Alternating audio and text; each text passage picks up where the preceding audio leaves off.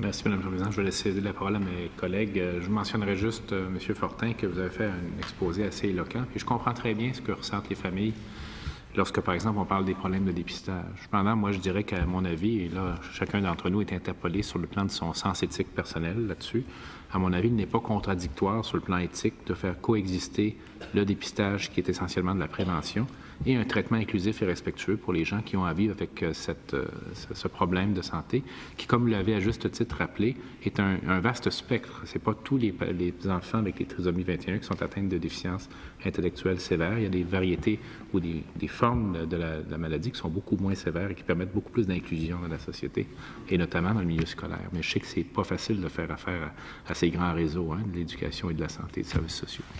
Merci. Merci. Madame la députée de Duplessis, porte-parole de l'opposition officielle en matière de services sociaux. Merci. Bonjour, Monsieur Fortin. Vous nous avez fait découvrir aujourd'hui qu'est-ce que c'est pour un papa d'avoir un enfant qui vit avec la trisomie 21 et comme président de votre organisation, toutes les difficultés que, rencontrent tous les autres parents du Québec.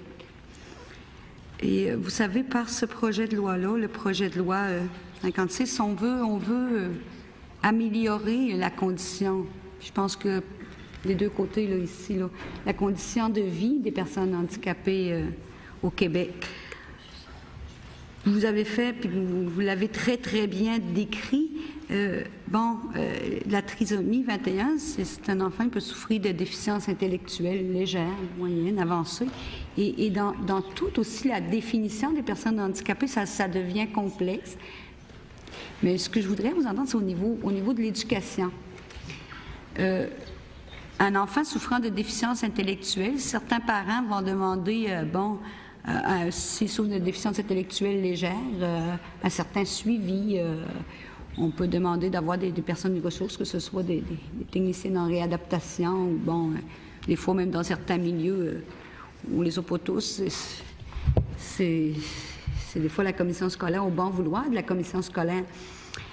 Des enfants qui souffrent de trisomie 21 peuvent être intégrés facilement à un groupe. Pour d'autres, ça peut être plus difficile parce que ça peut être un problème de comportement lié à son état.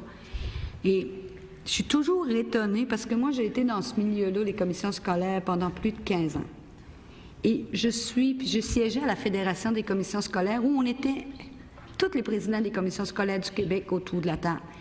Et où ça nous préoccupait, puis tout le monde était sensible à ça, à donner des services aux enfants, peu importe leur handicap. Et j'ai constaté, c'est arrivé quelquefois, ça venait plus souvent des parents, des difficultés qu'ils rencontrent quand vient l'âge des enfants ayant un handicap de fréquenter le milieu scolaire. Et pourtant, moi, je viens d'une petite commission scolaire, je le dis encore, dans ma vie antérieure, et on n'avait pas tous les spécialistes, on n'avait pas toujours des orthopédagogues, on n'avait même pas d'orthophonistes, on n'en a pas encore dans ma petite commission scolaire où j'étais à l'époque.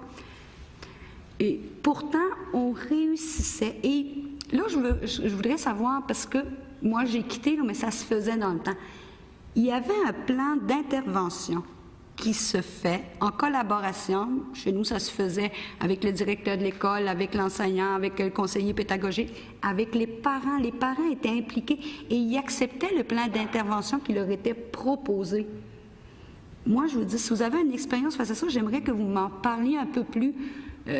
Comment peut-on arriver dans une commission scolaire, dans une école, à dire, on ne peut pas donner de service à cet enfant-là? Ça, je ne conçois pas ça aujourd'hui. Les plans d'intervention individualisés existent toujours, sauf que ce qui est particulier, c'est que nous, on constate que c'est au Québec en dents de scie. On dirait que c'est comment je dirais, à géométrie variable peut-être. C'est comme dans une région, ça dépend de la manière que c'est animé, puis ça dépend des gens qui sont en place. Il y a des gens dans certaines régions qui ils vont avoir l'inspiration, le dynamisme, puis une préoccupation systémique, c'est-à-dire une préoccupation qui va vouloir intégrer la famille dans son ensemble, parce qu'on sait qu'une approche systémique, c'est une sensibilité d'exprimer, de vouloir inclure l'ensemble. C'est comparer finalement la famille à un système. Hein? Puis quand un élément du système est affecté, on sait que c'est l'ensemble qui l'est. Et il y a les sous-systèmes, il y a le système familial, le sous-système parental, conjugal, la fratrie.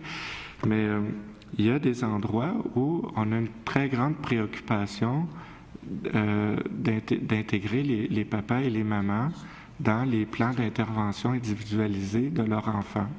Puis il y a d'autres endroits où on dirait que les gens assument qu'ils sont les spécialistes de l'éducation et donc qu'ils sont les seuls bien placés pour pouvoir définir les objectifs que devrait atteindre leur enfant. Alors, il y a des endroits où les papas et les mamans se sentent exclus, puis il y a des endroits où c'est le contraire. Alors, c'est pas pareil partout. Ça dépend des gens de leur sensibilité puis de leur accueil. Monsieur Fortin, ça, je le sais que c'est pas pareil partout. Puis, je veux pas nécessairement que ce soit pareil partout là, en termes d'obligation, parce que, bon, une région, des fois, est plus innovatrice sur certaines choses. Mais moi, je me dis, les enfants ont droit à une éducation. C'est juste par rapport à ça là, où j'ai un problème. Je voudrais terminer là-dessus. Le projet de loi 56, de quelle façon pourrait-on le bonifier ou peut-être par rapport, puis on a des juristes qui nous le diront si on peut aller jusque-là. Là. Le rôle de l'Office, est-ce qu'il pourrait avoir exercé un certain contrôle, puis j'aime pas le mot contrôle, puis sur les commissions scolaires, puis j'aime pas ce que je vous dis non plus parce que je suis pas si sûre, je suis convaincue de ce que vous dites, mais il doit y avoir une façon, parce que je l'ai toujours dit, même à la Fédération des commissions scolaires, c'était la meilleure instance, parce que tous les présidents et les présidentes savaient ce qui se passait dans la commission scolaire, puis je disais, c'est merveilleux, la santé devrait prendre ce modèle-là, où on était, toutes les régions du Québec à une même table, à partager nos problèmes, nos solutions. Et, pardon? Mais c'est beaucoup, beaucoup plus lourd au niveau de la santé. J'y ai travaillé au niveau de la santé. On pourra en parler longtemps. C'est plus lourd. C'est beaucoup plus lourd. On ne fera pas ce débat-là ici aujourd'hui. Mais comment le projet de loi 56 pourrait-il faire en sorte que tous les enfants, peu importe ce qui se trouve au Québec, aient le droit à cette éducation, à cet enseignement?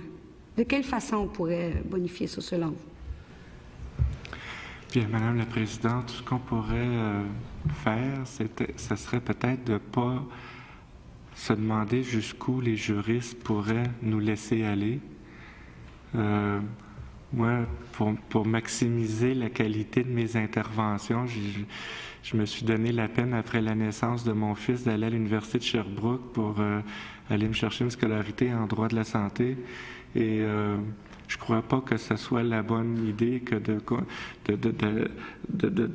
se demander jusqu'où les juristes peuvent aller. Moi, je vous dirais aussi loin que les cœurs des papas et des mamans sont capables d'aller. Je pense que c'est là que le projet de loi devrait aller. Ça devrait être la loi. Par exemple, on parle d'obliger, tu sais, dans la loi, par rapport à l'accommodement, on parle d'obligation raisonnable. Est-ce que c'est ça? Mais tu sais, quand moi je dis à mes deux garçons, faut être raisonnable, habituellement, ils ne sont pas contents quand je leur dis ça. Quand on demande à quelqu'un d'être raisonnable, d'habitude, on fait appel au renoncement.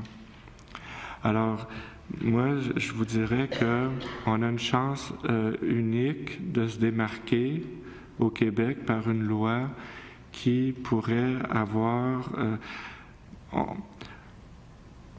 on ne sait pas jusqu'où le cœur des papas et des mamans sont capables d'aimer, mais ils sont capables d'aimer de manière extraordinaire.